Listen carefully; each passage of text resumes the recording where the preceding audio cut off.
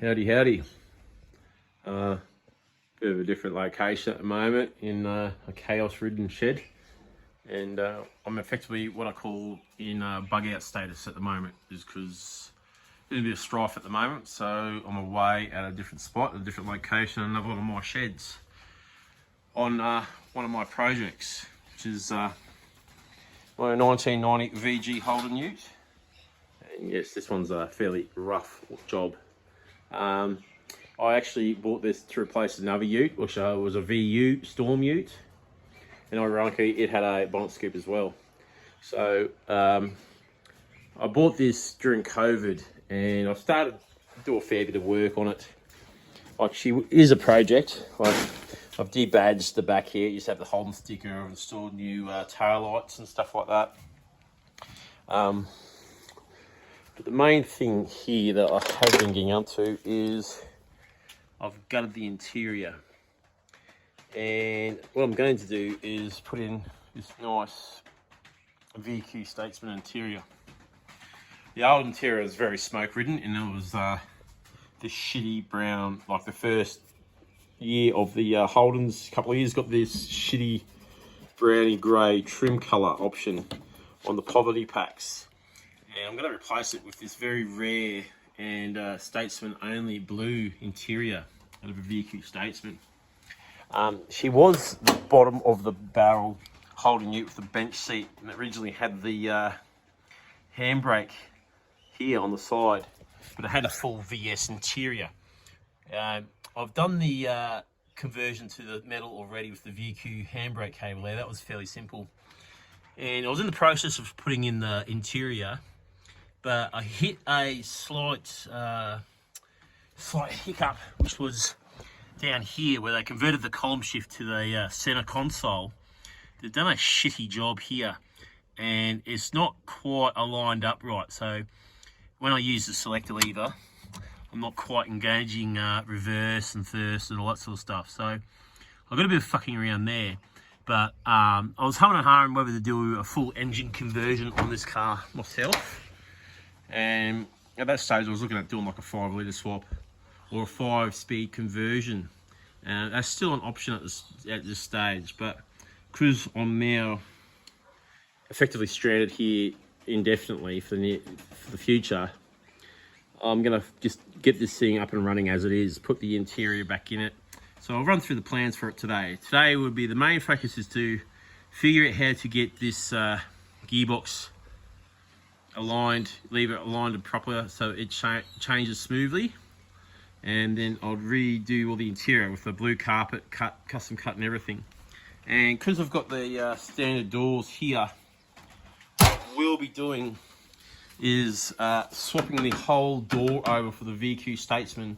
So effectively I will get the power mirrors and power windows as well. So this car will effectively become a luxury ute at that stage.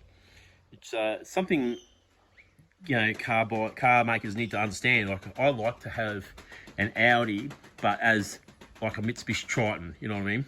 Have all the Audi refinements stuffed into a 4-wheel drive, and I'll be sold. This car has got the rare, super rare SSV, which is Sydney Special Vehicles body kit. It's like a Senator body kit, and the Maloo sailplane. I got this really cheap before the prices went up. The prices were starting to spike at the stage, and so I picked her up for a song. And I got the first year. It was always wanted the VG, because the plan was to do it exactly like the VN Vacation at Pop's Paddle. But I'll probably do it as is.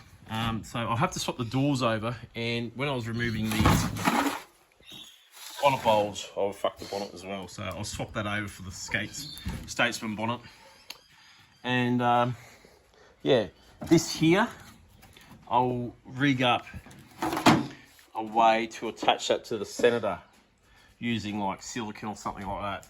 Because, you know, paint that anthracite grey, put that on the car, look pretty cool. It also increases top speed considerably because it's breaking the wind. That's what they did it to the group, because it's effectively, it's a VN Group A SS bonnet bulge.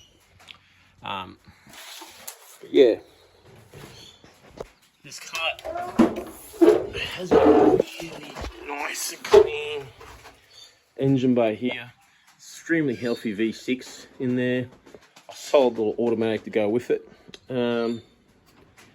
This is a keeper car. I intend on keeping this car.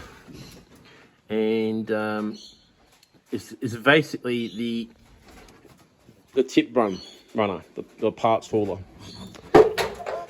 And what I will do is, because the paint's shit, I will do the same trick to this car as I've done to the Datsun and give it a custom livery paint job. Go all wild, go all out on it down the track. And, you know, it will match that car. Need to fix the exhaust, it's fallen off. But yeah, I've got the full kit and caboodle ready. Effectively, I got to the stage where I realised I had that problem with the centre console shifter, and I started work, and I haven't got back to this ute ever since. But never mind. I'll give her all the love and attention she deserves now, and hopefully slowly but surely I'll put her back together. So yeah, you have a project. Is the VQ, the 1992 VQ Statesman, and it's got BMW 3 Series wheels on it. I've already gutted the interior. She's only a V6, so don't panic, she's not a V8. But these doors will come off. I'll delete the side mold and I'll put them on the ute. Same with the bonnet, because the bonnet hasn't got holes in it. And this car will become a stripped out drifter, burnout. You know, she's the pig. And the reason I think it would be good for a drift car is because it's got a longer wheelbase by about 1 foot compared with a standard VQ. And because she's only a V6 auto, I'll probably slap a couple of turbos on it and manualise the gearbox or put a manual conversion in it. So, and also, majority of the parts of this car are transferable onto the Senator, like the power mirror, all the powered stuff, and lots of trim pieces as well. So that car has actually gone across to 4 other Holdens. So I got my money's worth out of it, and also this is where the drop tank conversion from the VL Turbo come from, which was done on this property a couple of years back. But for the most part, I need to do an archaeological dig through my shit, which is all aquariums and stuff like that. Fucking thousands of dollars worth of shit I should just get rid of. And get the interior conversion but into this, the front spoiler back on. So I was going to do a standard front end. I was hoping to do like a Toyota Lexan front end, you know, do like a Toyota Ute. But I think I'll go back to the Senator body kit, because it is a rare body kit, and have a unique looking car with its own special livery, just as wild and funky as the Datsun.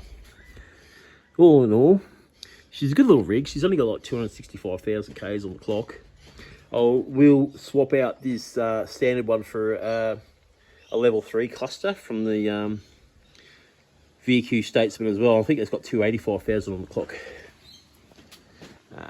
She's rust free, she's straight, she's got the odd dent in that. I wasn't after a show pony, this was just going to be the shit show hauler. It was a December 1990, so it is one of the very first ones, because I think they started only producing these in November. So this is one of the first handful of utes to leave the factory. It is, ironically, the only Holden Commodore base ute to have its own product code, which is a VG, and also a Statesman also had its own code, the VQ, and then they had the VN. And technically, this is the only Holden Commodore ute that is called a Holden Ute by name. If you go by the product codes and everything, it's a Holden Ute. And so it carries on the tradition from the WB. And after this, when it went to the VP, they started calling it the Holden Commodore Ute.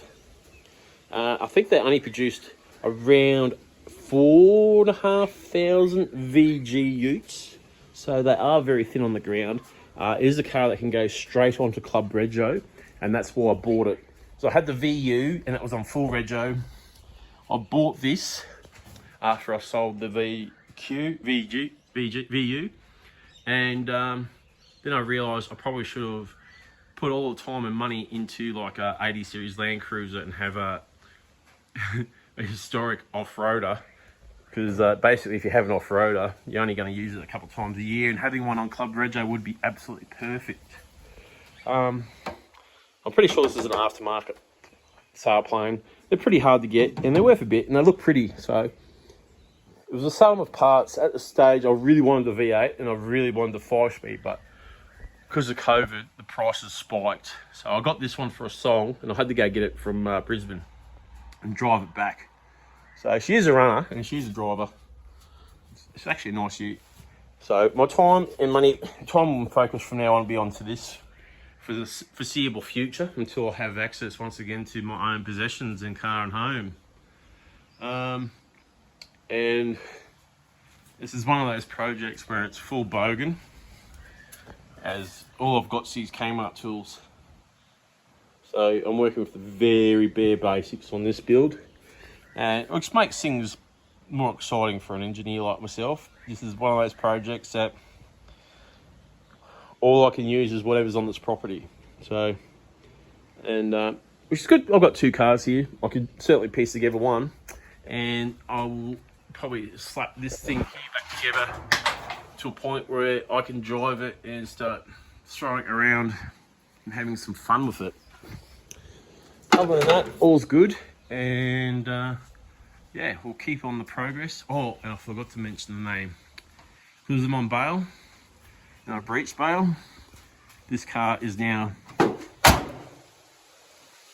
the bail Brawler hauler, welcoming the next project into the fold. And yeah, where will it end for you, Ben? I have no idea, but the last thing I need to do is buy another car at this stage. Anyways, be good, or be good at it. I wasn't good at it, and that's why I'm stuck stranded here at the moment. Take care, guys.